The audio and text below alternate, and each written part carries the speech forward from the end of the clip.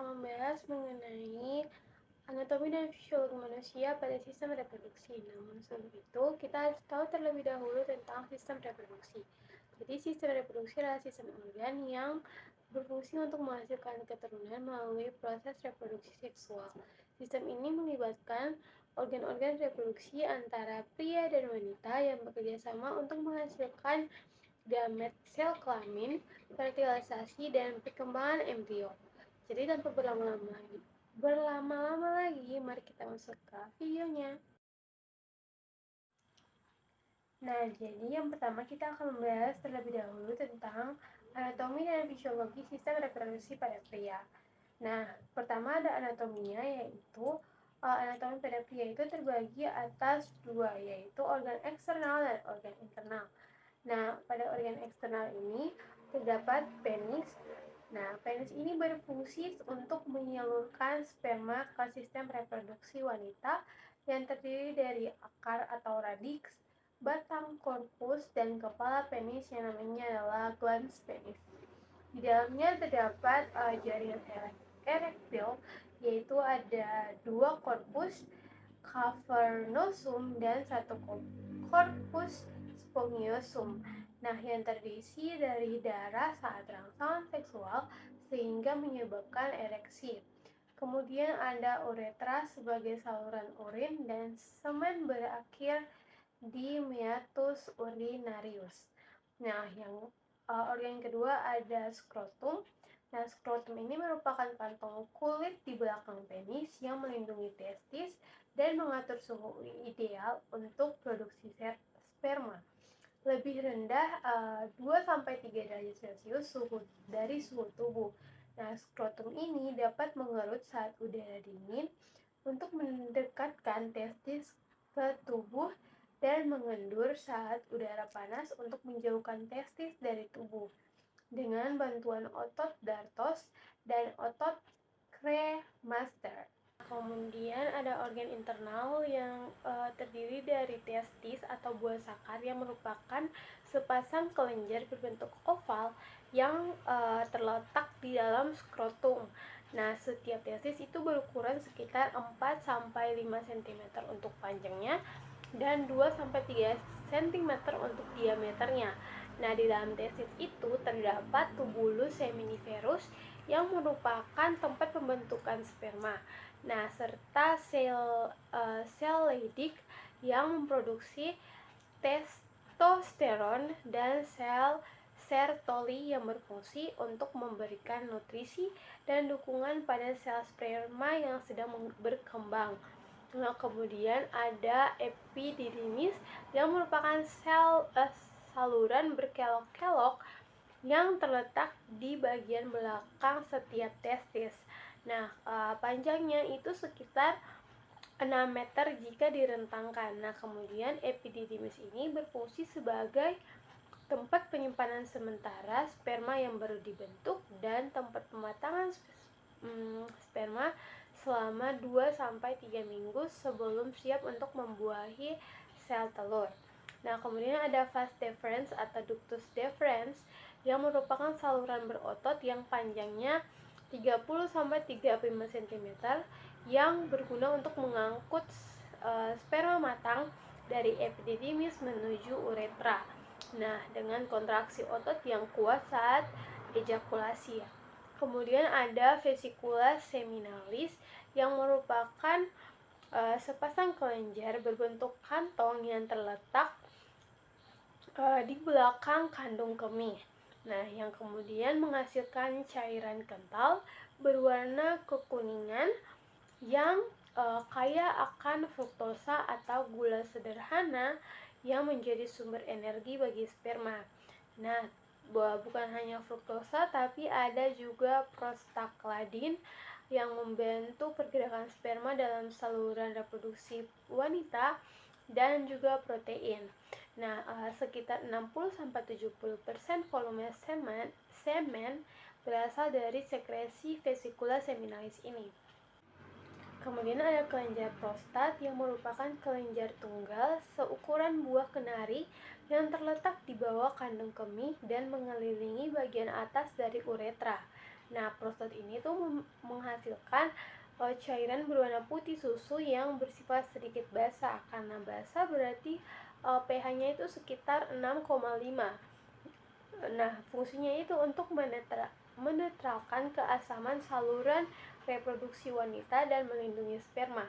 Nah, kemudian sekitar 20-30% volume semen berasal dari sekresi prostat ini. Nah, kemudian ada kelenjar bulbouretral yang merupakan sepasang kelenjar kecil seukuran kacang polong yang terletak di bawah prostat. Nah, kelenjar ini menghasilkan cairan bening yang disekresi saat rangsangan seksual sebelum ejakulasi terjadi. Nah, cairan ini berfungsi untuk melumasi uretra dan menetralkan sisa-sisa urin yang bersifat asam di dalam uretra. Nah, kalau tadi membahas anatominya, sekarang kita membahas fisiologi dari sistem reproduksi pria. Yang pertama ada spermatogenesis. Nah, spermatogenesis ini adalah proses pembentukan sel sperma yang terjadi di dalam tubulus seminiferus testis. Nah, proses ini dimulai saat pubertas, sekitar usia 12 hingga 14 tahun, dan berlangsung terus-menerus sepanjang hidup pria. Nah, satu siklus spermatogenesis memakan waktu sekitar 74 hari. Proses spermatogenesis dimulai dari sel germinal primitif yang disebut dengan spermatogonium. Nah, spermatogonium ini membelah secara mitosis untuk menghasilkan lebih banyak spermatogonium dan mempertahankan populasi dari sel induk. Sebagian dari spermatogonium tadi berkembang menjadi spermatosit primer yang kemudian mengalami meiosis 1 yang menghasilkan 2 spermatosit sekunder. Setiap spermatosit sekunder mengalami meiosis 2 dan menghasilkan 2 spermatid, sehingga total dihasilkan 4 spermatid dari 1 spermatosit primer. Nah, spermatid kemudian mengalami transformasi struktural yang disebut spermiogenesis untuk menjadi spermatozoa yang matang yang memiliki kepala, leher, dan ekor. Nah, sel Sertoli yang terletak di antara sel-sel sperma yang sedang berkembang berperan penting dalam proses spermatogenesis ini. Nah, sel Sertoli tadi memberikan nutrisi, mengatur lingkungan mikro yang tepat, membentuk sawah darah testis yang melindungi sel sperma dari sistem kekebalan tubuh, dan mensekresi cairan yang membantu transportasi sperma ke epididymis. Nah, kemudian ada yang namanya regulasi hormonal. Nah, pada sistem reproduksi pria diatur oleh aksis hipotalamus hipofisis gonad. Hipotalamus mensekresi GnRH yang merangsang hipofisis untuk melepaskan LH dan FSH. Nah, LH tadi merangsang sel Leydig memproduksi testosteron yang bertanggung jawab untuk karakteristik seksual sekunder pria, libido, dan produksi sperma. FSH bekerja pada sel Sertoli untuk merangsang spermatogenesis. Nah, sel Sertoli memproduksi inhibin yang memberikan umpan balik negatif untuk mengatur sekresi dari FSH. Nah, kemudian ada ereksi dan ejakulasi. Nah, ereksi ini merupakan proses neurovaskular kompleks yang melibatkan sistem saraf, pembuluh darah, dan jaringan erektil penis.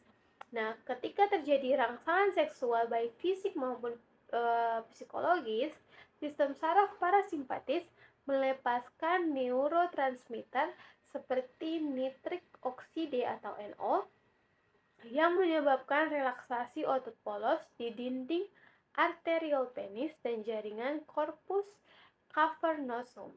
Nah, relaksasi ini menyebabkan pembuluh darah melebar sehingga aliran darah ke penis meningkat drastis.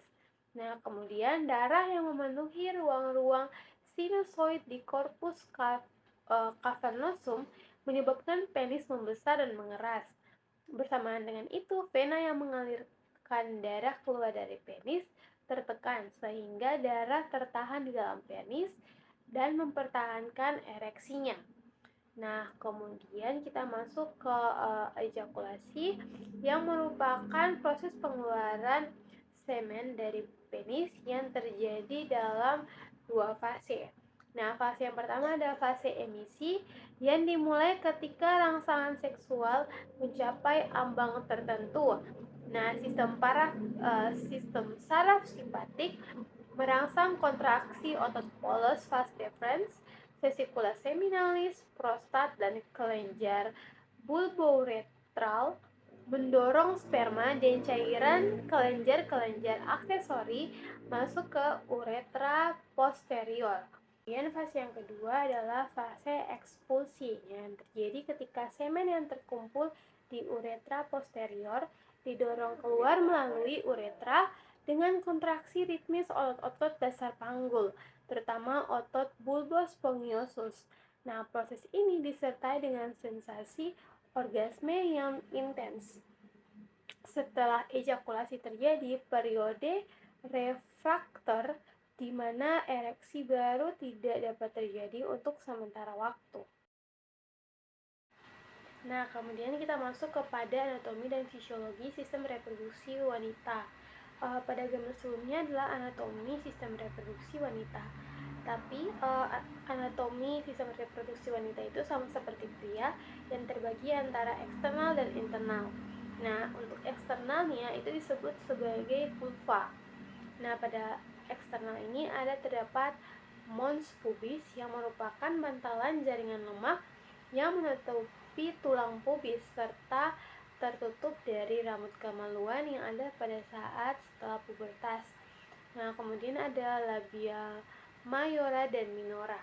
Nah, labia mayora ini sering disebut juga bibir besar yang merupakan lipatan kulit berlemak yang melindungi struktur internal, homolog dengan skrotum pada pria.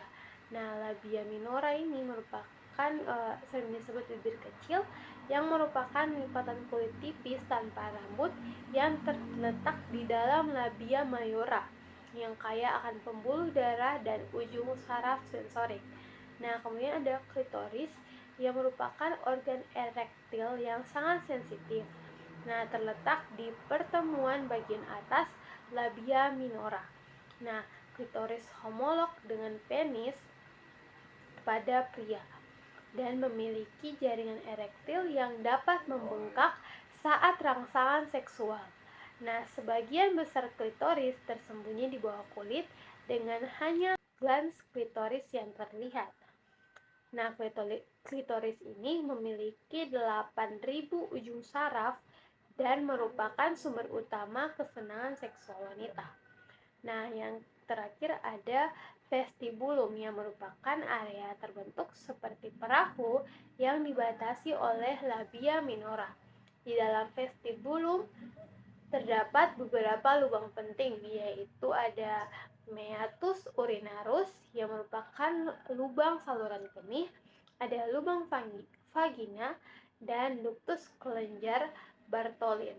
Nah, kelenjar Bartholin ini merupakan sepasang kelenjar kecil yang terletak di sisi kanan dan kiri dari lubang vagina yang menghasilkan lendir untuk melumasi vagina saat rangsangan seksual. Nah, ada juga yang namanya Hillman atau selaput darah yang merupakan membran tipis yang sebagian menutupi lubang vagina pada wanita yang belum pernah melakukan hubungan seksual. Nah, himen ini memiliki variasi bentuk yang sangat beragam dan dapat robek atau merenggang karena berbagai aktivitas, bukan hanya dengan aktivitas seksual. Nah, kemudian ada organ internal. Nah, organ internal yang pertama ada vagina yang merupakan saluran berotot yang elastis dengan panjang sekitar 8-10 cm yang menghubungkan vulva dengan uterus. Nah, dinding vagina ini terdiri dari 3 lapis, yaitu ada mukosa, lapisan dalam yang berlipat-lipat membentuk rugai untuk peregangan, ada lapisan otot dan lapisan jaringan ikat. Nah, kemudian vagina ini berfungsi sebagai saluran keluarnya darah menstruasi jalur persalinan bayi, dan organ penerima penis saat berhubungan seksual. Nah, vagina ini memiliki pH asam sekitar 3,8 hingga 4,5 yang dipertahankan oleh bakteri Lactobacillus untuk mencegah infeksi. Nah, kemudian ada serviks atau leher rahim yang merupakan bagian bawah uterus yang menonjol ke dalam vagina. Nah, serviks ini memiliki saluran sempit yang disebut kanalis cervicalis yang menghubungkan antara vagina dan kavum uteri. Serviks ini menghasilkan lendir yang karakteristiknya berubah sepanjang siklus menstruasi. Yang karakteristiknya ini kental dan sedikit untuk menghalangi masuknya sperma atau patogen di luar masa subur, dan encer serta banyak untuk memfasilitasi perjalanan sperma saat masa subur. Nah, serviks ini juga berguna atau berfungsi sebagai penghalang fisik dan imunologis serta berperan penting saat persalinan dengan melebar hingga 10 cm untuk memungkinkan bayi lahir. Nah, kemudian ada uterus atau rahim yang merupakan organ berotot berbentuk seperti buah pir terbalik, berukuran sekitar 7-8 cm untuk panjangnya, 5 cm untuk lebar, dan 2,5 cm untuk tebal pada wanita yang belum hamil. Nah, uterus ini terdiri dari 3 bagian, ada fundus, korpus atau badan rahim, dan serviks. Nah, dinding uterus ini memiliki 3 lapisan, ada perimetrium, ada miometrium, dan yang terakhir ada endometrium. Nah, kemudian ada endometrium yang terdiri dari 2 zona, yaitu stratum basalis dan stratum functionalis. Nah, endometrium ini berfungsi sebagai tempat implantasi embrio dan berkembang menjadi desidua saat kehamilan. Jika tidak ada kehamilan, lapisan fungsionalis ini akan lurus saat menstruasi dan kemudian beregenerasi dari lapisan basal. Kemudian ada tuba fallopi atau saluran telur. Nah, tuba fallopi ini merupakan sepasang saluran berotot dengan panjang sekitar 10 hingga 12 cm yang menghubungkan uterus dengan ovarium. Setiap tuba memiliki 4 bagian. Ada infundibulum, ampula, isthmus, dan pars interstitialis. Nah, dinding tuba fallopi memiliki lapisan mukosa, sel epitel, bersilia, dan sel sekretoris yang menghasilkan cairan nutrisi. Gerakan silia dan kontraksi otot tuba membantu pergerakan sel telur dan embrio menuju uterus. Nah, kemudian ada ovarium atau indung telur yang merupakan sepasang organ berbentuk oval seukuran almond sekitar 3 cm untuk panjang, 1,5 cm untuk lebar, dan 1 cm untuk tebal, yang terletak di kedua sisi uterus dalam rongga panggul. Nah, ovarium ini berfungsi untuk memproduksi dan melepaskan sel telur, oogenesis dan ovulasi, serta menghasilkan hormon estrogen dan progesteron. Nah, ovarium ini terdiri dari korteks dan medula. Nah, korteks ini bagian luar yang mengandung folikel dalam berbagai tahap perkembangan, sedangkan medula ini bagian yang mengandung pembuluh darah dan jaringan ikat. Nah, setelah anatomi kita masuk ke fisiologi sistem reproduksi manusia. Yang pertama ada oogenesis yang merupakan proses pembentukan sel telur yang sudah dimulai sejak janin di dalam kandungan. Saat usia janin kurang lebih 20 minggu, oogonium membelah menghasilkan 6-7 juta sel, lalu berubah menjadi oosit primer yang masuk meiosis 1 dan berhenti pada profase 1. Nah, oosit primer ini membentuk folikel primordial. Saat lahir terdapat kurang lebih 1 hingga 2 juta folikel yang berkurang menjadi kurang lebih 300.000 sampai 400.000 folikel pada saat pubertas. Nah, setelah pubertas, sebagian folikel direkrut tiap bulan, namun biasanya hanya 1 yang matang. Sesaat sebelum ovulasi, oosit primer menyelesaikan meiosis 1, membentuk oosit sekunder dan badan polar. Nah, oosis sekunder memulai meiosis 2 lalu berhenti pada metafase 2 dan hanya selesai bila terjadi fertilisasi atau pembuahan. Kemudian ada siklus menstruasi, di mana siklus menstruasi merupakan rangkaian perubahan hormonal dan fisik yang terjadi secara periodik pada sistem reproduksi wanita usia subur. Nah, siklus ini biasanya itu berlangsung kurang lebih 28 hari dan melibatkan perubahan pada ovarium dan uterus. Nah, ada siklus ovarium di mana yang pertama itu ada fase folikular yang terjadi pada hari pertama hingga hari ke-14. Nah, FSH merangsang perkembangan folikel dan produksi estrogen. Estrogen menebalkan endometrium dan menekan FSH sehingga hanya satu folikel dominan yang matang.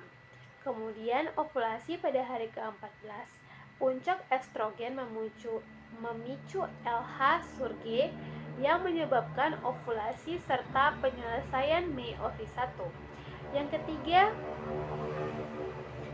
ketiga ada fase luteal yang terjadi pada hari ke-15 hingga hari ke-28, di mana sisa folikel menjadi korpus luteum yang menghasilkan progesteron dan estrogen untuk mempersiapkan endometrium.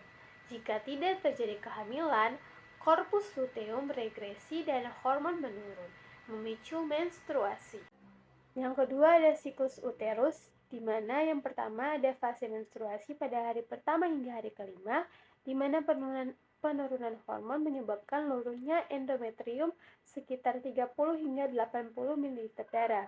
Yang kedua ada fase proliferasi pada hari ke-6 hingga hari ke-14, di mana estrogen menebalkan endometrium dan lining cervix menjadi encer.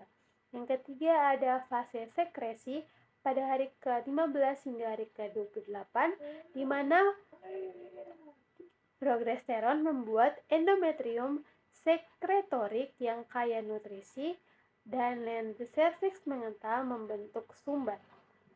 Kemudian ada regulasi hormonal, di mana aksis hipotalamus hipofisis ovarium mengatur siklus. Gen RH memicu pelepasan FSH dan LH, lalu kemudian FSH menstimulasi pertumbuhan folikel dan produksi estrogen. Lalu LH merangsang produksi androgen, memicu ovulasi dan mempertahankan korpus luteum. Kemudian ada estrogen yang menebalkan endometrium dan memberi umpan balik negatif atau positif tergantung kadarnya. Lalu ada progesteron yang mempersiapkan endometrium, meningkatkan suhu basal, dan menekan kontraksi uterus. Kemudian ada kehamilan dan persalinan. Kehamilan jika terjadi fertilisasi di ampula tuba falopi pada hari pertama, embrio akan berimplantasi pada hari ke-6 hingga hari ke-12. Lalu trofoblast menghasilkan HCG untuk mempertahankan korpus luteum. Kemudian plasenta dapat menghasilkan progesteron dan estrogen sendiri sekitar minggu ke-8 hingga minggu ke-10. Nah, estrogen dan progesteron tersebut berguna untuk mempertahankan endometrium, mendukung perkembangan uterus dan payudara, serta menghambat kontraksi. Nah, pada saat menjelang persalinan, sensitivitas uterus pada oksitosin meningkat. Oksitosin dan prostaglandin merangsang kontraksi dengan mekanisme umpan balik positif hingga bayi tersebut lahir. Nah, sekarang kita masuk kepada penyakit dan gangguan pada sistem reproduksi. Yang pertama pada pria terlebih dahulu ada disfungsi ereksi atau impotensi, di mana ini adalah ketidakmampuan mempertahankan ereksi akibat gangguan aliran darah. Kerusakan saraf misalnya diabetes, obesitas, hipertensi, obat-obatan atau faktor psikologis lainnya.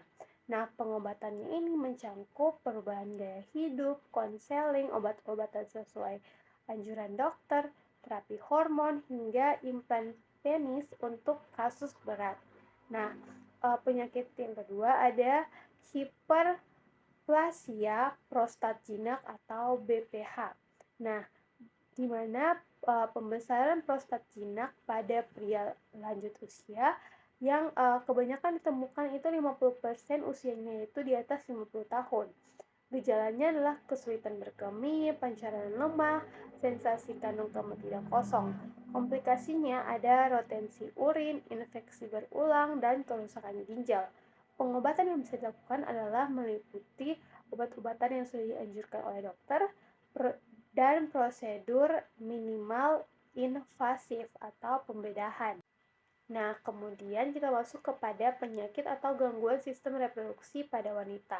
Penyakit pertama ada sindrom ovarium polikistik atau PCOS, di mana gangguan endokrin pada 5 hingga 10% wanita ditandai dengan hiperandrogenisme, disfungsi ovulasi, dan ovarium polikistik. Nah, gejalanya ada menstruasi tidak teratur, infertilitas, hirsutisme, jerawat, obesitas, dan gangguan diabetes serta penyakit kardiovaskular.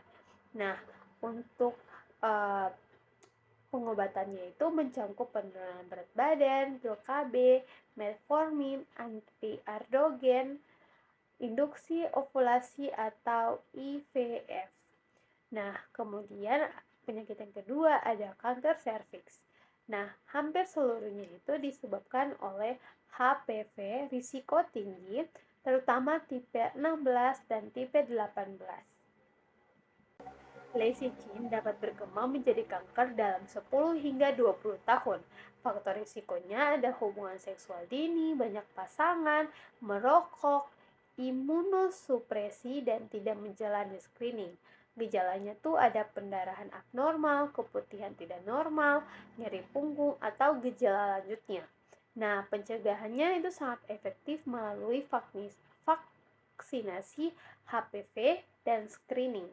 Nah, untuk pengobatannya sendiri itu tergantung stadium berapa, dan biasanya itu menggunakan terapi atau terapi target. Sekian dari saya dan terima kasih. Mohon maaf jika ada salah kata.